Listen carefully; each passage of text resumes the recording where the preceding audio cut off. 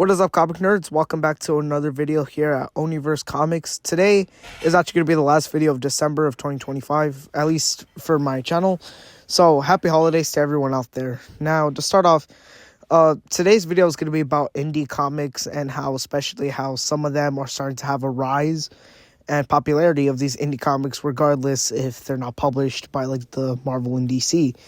So to start off, what does indie mean? So indie means, according to Google, publishers that are outside of the major brands like Marvel and DC.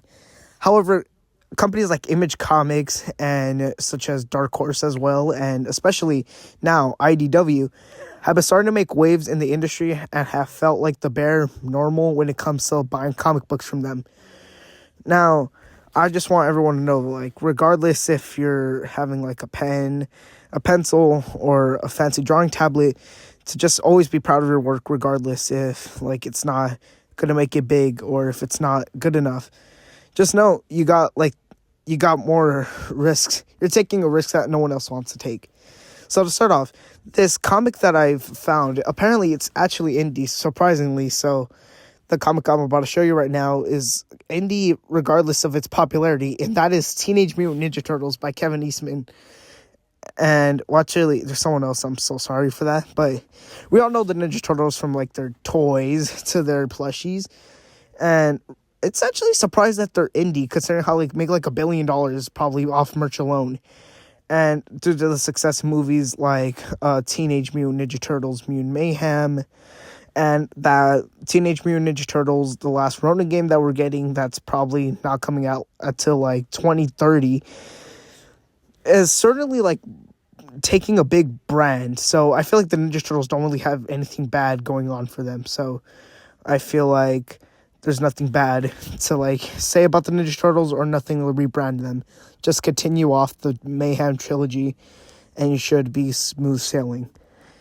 So next up is Todd McFarlane's Spawn. And oh my gosh, guys, like, Todd McFarlane pioneered indie comics with the rest of the Image Squad. So essentially, Spawn is just about a man that's forgotten and how he just has to come to terms that, like, everyone that he's, like, loved just completely forgot about him. He has to accept that.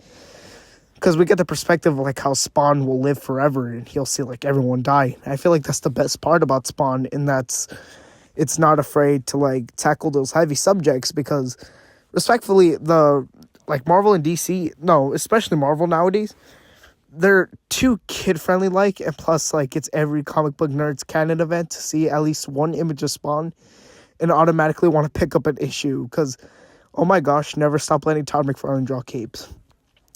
So we did actually have a Spawn TV show back in the 90s, and apparently that got canceled due to, like, a big lawsuit with, like, Todd McFarlane around the time. So I feel like just don't do what Blumhouse is doing and give us a Spawn TV show. So next up is personally my favorite comic book team of all time, and that is actually, surprisingly, the Power Rangers. Now, the Power Rangers have been getting popularity from games like Fortnite and stuff like that. So, but actually, I feel like for me, Power Rangers is just nerd paradise for me. You have, like, a giant robot and, like, big, bright, flashing comic nerd suits. There's literally, it can't get more nerdier than Power Rangers because, like, it has so much elements that feel like a classic comic book. Now, a way to popularize it again is do what, like, Disney did back then and in the day when that was, like, make different TV shows about, like, different eras of the Power Rangers. So I feel like that's, like, one of the only ways that they could do it off because I feel like just as long as you don't give us another mess, that was the 2017 film, you know what, I think we'll be fine. I feel like there's nothing to worry about from there. So just I don't know who has the rights nowadays, but, you know, just do good with the property, I guess. So next one, I believe that got done the dirtiest especially, was actually Transformers. Now, for me, the reason why Transformers was done so dirty was because, like, well, you'll actually get to that. So essentially, outside of the robots, Transformers is about the fallout between two best friends and how, like, two allies that once fought on the same side are now fighting on opposite sides, and, like, how all the Autobots fight for their freedom. And essentially, I feel like it got done dirty because, like, Transformers 1 was, like, a top 10 comic book film. Like, if you seen it, you probably got emotional towards it, like, especially towards, like, the ending.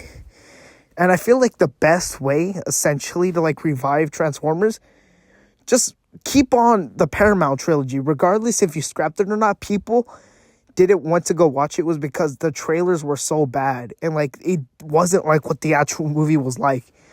So, Paramount, just keep the trilogy going on. So, next up, our final one is going to be a special story that I feel like is starting to get a bigger rise in popularity throughout the course of the years from Image Comics, and that is Radiant Black. Okay, I'll get to Invincible in a minute, but essentially, Radiant Black is about, it's about like a not decrepit, but a broke author and how he gets like cosmic powers. And not gonna lie, it's like a combination between like Spider-Man, Nightwing, in my opinion. And this is essentially part of Image Comics called the Massiverse, and how it's like a I don't know how to describe it. Like, it's cybernetic, futuristic, stuff like that. And essentially, it's about like how even like the lostest souls could like find purpose on this broken planet. And essentially, I feel like that's why people like it so much.